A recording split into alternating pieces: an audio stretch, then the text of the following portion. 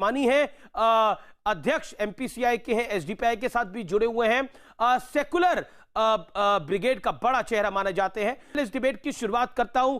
आखिरकार तस्लीम रहमानी, मैं शुरुआत आपसे करता हूं। मेरी उम्मीद है कि सब लोग सुनेंगे और 40-40 सेकंड में सब अपनी बात को रख ले। तस्लीम रहमानी, सब पार्टियों को हो क्या गया है? कोई राम की बात कर रहा है, कोई परशुराम की बात कर रहा है, कोई कह रहा है कि हम मूर्ति बना देंगे। हो क्या गया है? सेकुलर जमात जो पूरी की पूरी थी, वो राम मंदिर बनने के बाद उन्हें झटका लग गया है या उन्हें लग गया है कि कहानी किस तरफ है? जो हिंदू हित की बात करेगा वही देश पे राज करेगा। जो बीजेपी का नारा था, अब ये सबका नारा हो गया है। Samajwadi party, BSP, Congress. आपने बहुत अच्छा मुद्दा आज उठाया है अमीश देवगन। आपको अगर याद हो, आपने देखा हो, 5 अगस्त को ही शाम को मैंने अपने सोशल मीडिया की एक स्पीच में ये कहा था कि इस देश में अगली राजनीति करने के लिए क्या लाइन्स होंगी, क्या खतूत होंगे, वो आज 5 अगस्त को तय हो गया है।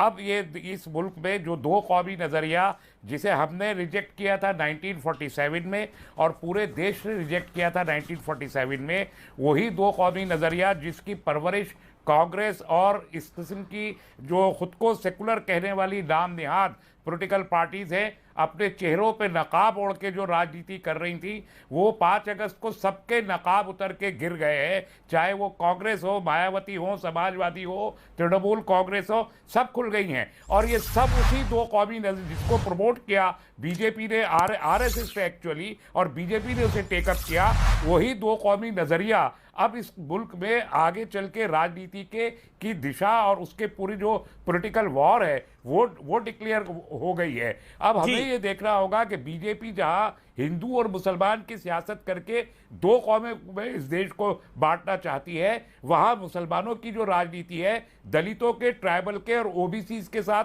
मिलके वो इन तमाम जो ये पॉलिटिकल आउटफिट है जिनके चेहरों से नकाब उतरे, या तो वो बीजेपी के साथ आके खड़े होंगे, उनके एलाई बनेंगे। और नहीं, पर कांग्रेस की स्थिति तो बड़ी घनघोर है। वो यहां पर राम मंदिर की डिबेट में हिस्सा लेते हैं, अगले दिन से हिस्सा नहीं लेते, उसके बाद मुस्लिम लीग उनसे केरल में नाराज हो जाती है। मैं बता रहा हूं, कांग्रेस जो है सॉफ्ट हिंदुत्व की पॉलिटिक्स करती रही है, बात सब जानते हैं सॉफ्ट हिंदुत्व की। तो अगर हिंदुत्व चल रहा है, इसीलिए आप देखिए कि जहां जहां सॉफ्ट हिंदुत्व को उन्होंने मुखर होकर काम किया, वहां वहां वो हार गए। अगर हिंदुत्व चल रहा है तो फिर सॉफ्ट नहीं चलेगा, जो हार्ड हिंदुत्व है वही चला है, वही चलेगा। तो लोगों की जो प्रायोरिटी है वो हिंदू वोट, 80% हिंदू वोट को समझते हैं कि हम हिंदू वोटों पे अगर अपना अनुराग भदौरिया, मैं 40 सेकंड दे रहा हूं अनुराग भदौरिया आपको, और उसके बाद मैं आचार्य प्रमोद कृष्णम, डॉक्टर त्रिवेदी में आपके पास आऊंगा, क्योंकि अभी ये आपस में सेटल कर ले मामला।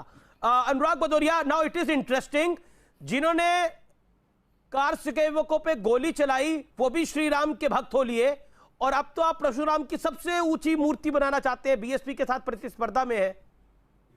तस्लीम रहमानी कह रहे हैं आ जाइए खुल के बीजेपी के साथ, बीजेपी की ए टीम, बी टीम जो बनना बन जाइए, कौन रोकता आपको?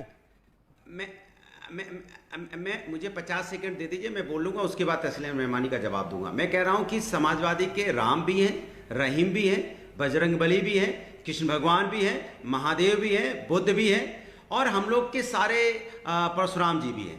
हम सभी भगवान को मानने वाले लोग हैं, हम समाजवादी लोग। वरना मैं आपको याद दिला सकता हूं, समाजवादी पार्टी अरे बात कर रही है, गलत बात है, हमें आपके बीच में नहीं बोले। अब आप किसी एजेंडे में बात करने आए तो बात दूसरी है, किसी के एजेंडे में बात करने आए, किसी का पक्ष लेके आए, कहीं सेटिंग करके आए तो बात दूसरी है। मुझे बात करने दीजिए, मैं आपके बीच में नहीं बोला, मैं आपके बीच में नहीं बोला, मुझे बात करने दीजिए। आप ये एजेंडा मत चलाइए, लोहिया जी के जन्म दिवस पे, लोहिया जी के जन्म दिवस पे आपने अपने पार्टी के ऑफिस में खड़े होकर मुलायम सिंह यादव जी ने कहा कि एलके अडवाणी से ज्यादा बड़ा लीडर मैंने नहीं देखा, और एलके अडवाणी का क्या हाल है, सब बीजेपी से सेटिंग करके आते हैं। एलके अडवाणी ने ही ये 2 की राजनीति को बीजेपी से सेटर है लोग, ये सेटर है बीजेपी से। अरे मैं बीजेपी से सेटिंग करके आ रहे हैं, मुझे दुनिया देख रही है, वो दुनिया देख रही है, आपने कहने से फर्क नहीं पड़ता, दुनिया को पता है कौन। अरे आपको मैंने बोलने दिया, आप मुझे बोलने दीजिए, मैं जब बोलूंगा तब आप बोलिएगा। हमने अपनी बात पूरी कही नहीं, बीच में टोक पड़े, लेकिन इसके मतलब आपके दिल में काला है।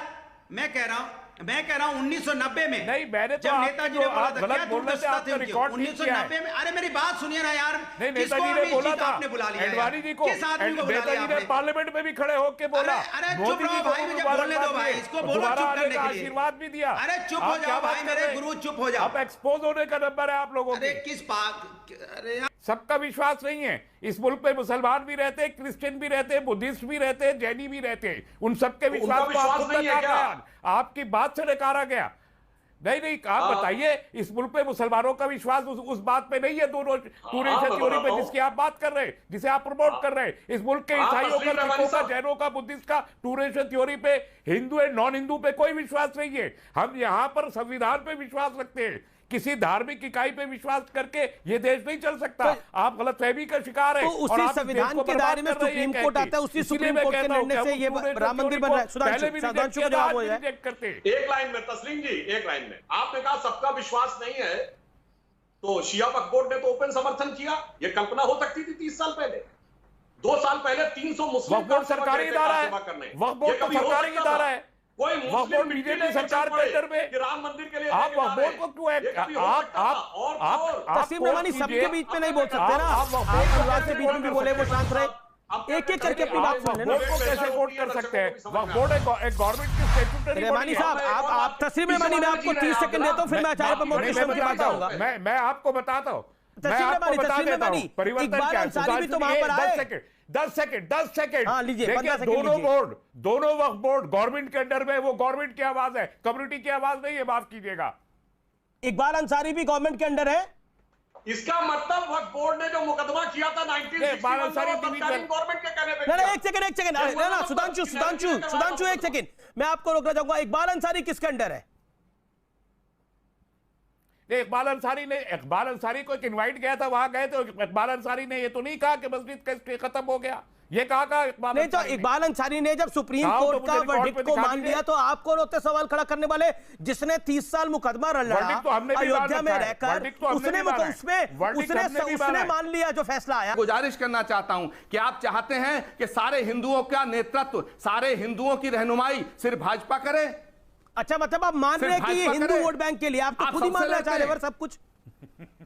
यस, आप मेरी बात मान रहे हैं, मेरी ही बात कह रहे हैं। 1.5 मिनट का समय नहीं होता, लेकिन ये देश के अंदर आप शरीक हो गए 2 कौमी नजरिए को प्रमोट करने में। आचार्य जी, आप शरीक हो गए उस टू नेशन थ्योरी को प्रमोट करने में। यही कह रहे हैं जिसकी हम मुखालफत कर रहे थे। नहीं, कैसे शरीक हो गए? कैसे शरीक? बताइए कैसे शरीक हो गए? आप बताइए, आप बताइए कैसे शरीक हो गए? आपका ब्राह्मण प्रधानमंत्री चाहिए, आपको ब्राह्मण यूपी। सर, आपने फरमाया, मैंने नहीं कहा। बिल्कुल चाहिए, हमारा अधिकार है। हम ये नहीं कह रहे ब्राह्मण मुख्यमंत्री, हम ये नहीं कह रहे कि आपको ब्राह्मण मुख्यमंत्री चाहिए। ये बात अगर कांग्रेस के आइडियोलॉजी ब्राह्मण उसका समर्थन करेगा। कोई आदमी कहता है कि उसे ब्राह्मण उसका समर्थन करेगा, तो फिर वो ये कहे कि हम हिंदुओं की राजनीति उनको नहीं देंगे। ये वाजपेयी जी का तो जुमला था। वाजपेयी जी ने कहा था कि हिंदुत्व की राजनीति कांग्रेस को नहीं करने देंगे, हम करेंगे। आज आप कह रहे हैं कि हिंदुत्व की राजनीति आप बीजेपी को नहीं करने देंगे, आप करेंगे। तो ये टू नेशन थ्योरी नहीं है। सुनेंगे अपना जवाब? डॉक्टर साहब सुनिए, आप जवाब सुनिए। क्या जातियों के नाम पे आरक्षण जब दिया जाता है तब कोई उंगली उठती है? मैं ये नहीं कह रहा, मैं किसी जाति का विरोध नहीं कर रहा हूं, मैं तो अपने हक की बात कर रहा हूं। अच्छा, फिर राम मंदिर का निर्माण हो रहा था, आप पहला दिन कह रहे थे, और सुधांशु त्रिवेदी उस डिबेट में थे। जवाब मिल गया। आपका प्रवक्ता कहता है मैं अल्लाह को नहीं मानता। आपका प्रवक्ता कहता है डिबेट में खड़े होकर मैं अल्लाह को नहीं मानता। हम एहतराम करते हैं भगवान रामचंद्र जी का, हम अपने प्रोफेट मोहम्मद रामचंद्र जी का भी करते, क्यों नहीं करते? अरे हमारे शायर बाबुल हिंद कहते, आप गलत कह रहे हैं। ये बात इसीलिए मैंने कहा कि आप नफरत फैलाना चाहते, आप नफरत फैलाते इस किस्म की बातें करके। अरे सीधा जवाब दीजिए मानने वाले। भगवान तो हम पैगंबर सल्लल्लाहु अलैहि वसल्लम को भी नहीं मानते। हम तो पैगंबर सल्लल्लाहु अलैहि वसल्लम को भी भगवान नहीं मानते। भगवान तो मोहम्मद सल्लल्लाहु अलैहि वसल्लम को भी नहीं मानते हम। अरे तो भगवान का दूत मानते हैं, भगवान का अवतार मानते हैं, भगवान राम को। बोलिए हाँ या ना, बोलिए। वही हम रामचंद्र जी को भी मानते, वही हम रामचंद्र जी को भी मानते। नहीं हम कह रहे आप भगवान वैसे ही दूत मानते, अवतार मानते हैं, तो मैं आपसे कोई बहस नहीं करूंगा। अवतार मानते रामचंद्र जी को भी, रामचंद्र जी को भी मानते हैं और मोहम्मद सल्लल्लाहु अलैहि वसल्लम को भी, भगवान नहीं मानते दोनों को। नहीं मैं कह रहा हूं भगवान का अवतार है हमारे यहां भी भगवान राम, भगवान का अवतार मानते हैं कि नहीं, बोलिए हाँ या ना। जी हाँ, वही बात बिल्कुल मानते हैं, बिल्कुल मानते हैं। कृष्ण जी को भी मानते हैं, रामचंद्र जी को भी मानते हैं, तब मुझे कोई समस्या नहीं है, तब मुझे कोई समस्या नहीं है। यदि आप भगवान की समस्या दूसरों की नहीं है, समस्या आचार्य जी अपने टर्न पे आप 5 मिनट बोल लिए। वही है, वही मसला है और इसीलिए आपको क्रिटिसाइज रेमानी साहब सबके बीच में बोलते हैं, आपको क्या मिलता है? आप सुधांशु को 30 सेकंड तो सुन लीजिए। देखिए यहाँ पर 4 उनके खिलाफ है, फिर भी वो बात सुन रहे हैं। Let Sudhanshu reply. ये तरीका ठीक नहीं है बिल्कुल। अपने अपने टर्न पे बोलिए ना, बीच में क्यों बोलने लगते? तो आप तस्लीम रहमानी साहब, मैं इस्लामी मामलों वाले बात करेंगे तो क्या करेंगे? अब आप बताइए, इस्लाम के अनुसार मेरी भी आस्था को आप डिफाइन करेंगे, भगवान का दूत हो सकता है? बोलिए हाँ या ना।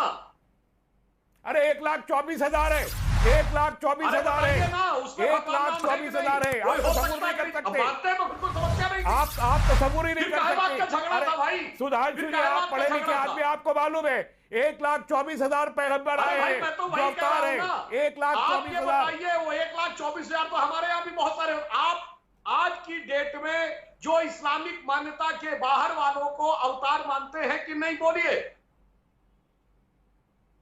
अरे सब बात है, आज की डेट और कल की डेट। तो फिर काहे कह रहे थे काला दिन?